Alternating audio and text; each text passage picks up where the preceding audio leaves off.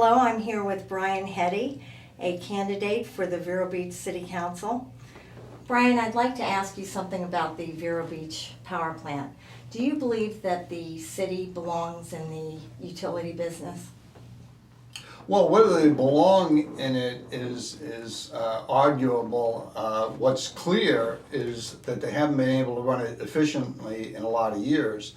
And I think that what the citizens of the state of Florida, not just Vero Beach, I think what we need is the ability to choose, to force the power companies. It's kind of like a necessary requirement to have electric. And there's not many people that can live without it. And I think that if we had in the state of Florida the ability to choose and to choose our provider, that we'd be in a lot better shape. We don't have that ability in the city of Vero Beach. We're stuck with essentially a monopoly, and we're stuck with a monopoly that has demonstrated that they're willing to take advantage of us. And clearly we need to do something different. And unfortunately, I think that might come down to we need to sell the power plant, because the city officials so far have demonstrated they can't be trusted with running it.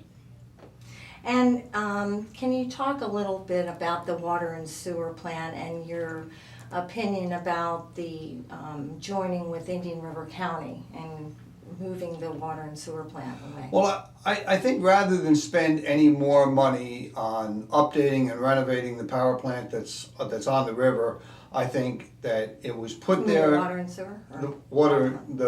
The sewer plant that's on the river. Rather than update that, I think that it was put there at a time when it was necessary to be there.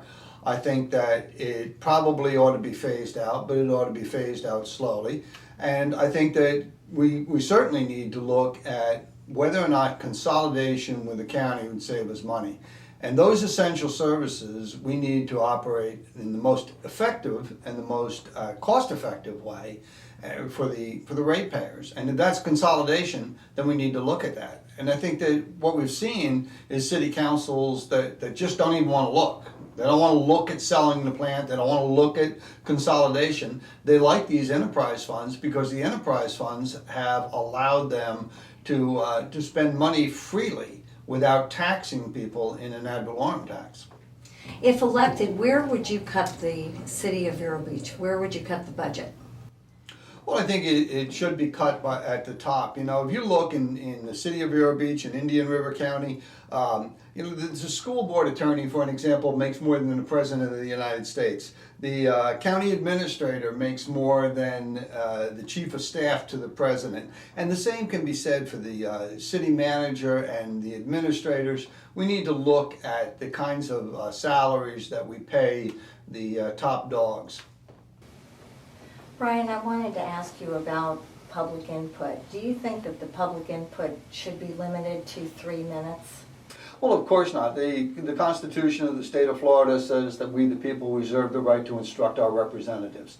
It's not a limited right. It's we the people, have the right to tell them. And if some of us take more than 3 minutes, then so be it. If they want to represent the people, they need to listen to us, and they can't represent us if they don't listen to us. And that takes more than 3 minutes, then it takes more than 3 minutes. Thank you very much. We're with Brian Heady, running for Vero Beach City Council.